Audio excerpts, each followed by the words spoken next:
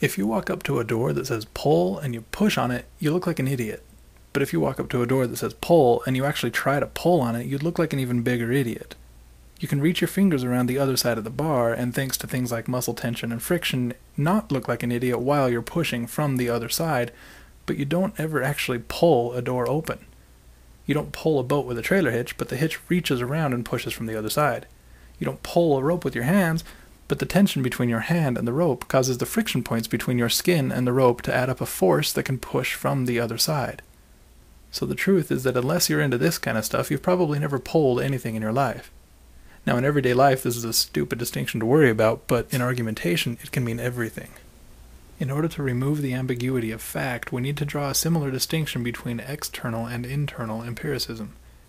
There is an important distinction between I see green and it is green. If you look at a leaf on a tree and see green, you can say it is green and think it's a fact, but it's not, because in October, the leaf will turn orange and fall to the ground. Somebody else could come along and describe the exact same leaf by saying it is orange, but if you think you already know the facts, then they must be wrong, and you cannot reconcile the two. Imagine this other person brought the leaf with him and showed you the leaf and said, look, it is orange, and you agreed. Well, of course it will look like the truth changes all the time. Once it was green, now it's orange. Or worse yet, you might think that you were just wrong when you thought it was green before, because obviously it's orange. If instead you were to qualify your statement to the realm of internal empiricism, you would say, when I looked at it, I saw green, and that would be a fact. And without that fact, you would not begin to understand the mechanism of fall. The truth is that you don't know what this leaf is, you only know what it seems to cause in you. That is the difference between internal and external empiricism, and staying within the bounds of internal empiricism is the fastest way to reconcile contradictory facts and discover the truth. Keeping your empiricism internal can reconcile differences of empiricism. Let's imagine that somebody's describing something to you that you don't understand and they are not making any sense. Your natural reaction might be to say, you don't know what you're talking about. And they could say, yes I do, and you say, no you don't. They say, yes I do, you say, no you don't. But if instead you kept it internal and said, I don't see how you could possibly know what you're talking about, that is factual. Now you can begin to reconcile. The other person might come back with, well, I don't see it either. I hear it. It's a conversation.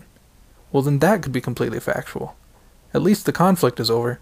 And if you decide to go one step further and give any credence to the process of hearing things, then you might listen in and say it turns out that there is a conversation, and it's a couple people behind a closed door, and they're talking about infiltrating a government so they can bankrupt the country. Then it turns out that listening was a good idea. Now let's say you're with the same friend some other day, and you're indoors, and you're looking out a window, and he says, it's cold outside. Now secretly, so you don't hurt your friend's feelings, you've always known he's had terrible vision, you just haven't told him. And you have perfect vision and perfect hearing, and you're looking everywhere and you can't find any cold, and you're listening and you can't hear any cold, so your reaction is to turn to your friend and say, you're freaking insane. He could say to you, well, it's something you have to feel. You have to make your way outside and notice it. Will you take his word for it?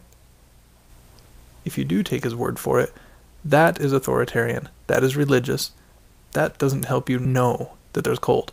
What helps you know is if you make your way outside and notice it. But knowing whether there is cold does not rely at all on your friend. He might have just helped you know how to find it or where to look, but he does not determine whether there is cold. You do. Going outside and experimenting with your friend's version of empiricism by trying to feel the cold is scientific because it explores how he might have known. But staying inside and limiting all your empiricism to just what you see is religious, not scientific. The best way to come to understand the world around us is to allow for all forms of empiricism that would describe it. The reason I believe the Spirit of God should be included in this empiricism is because I have experienced it. And on these grounds, I know that all those so-called scientists who externally define the conclusions of their narrower empiricism are simply wrong. For one person to say that he knows what another person did not experience, that would have been contradictory enough, but to go one step further and say he knows what another person did not experience because he denies that it exists, well, now that is just by definition stupid.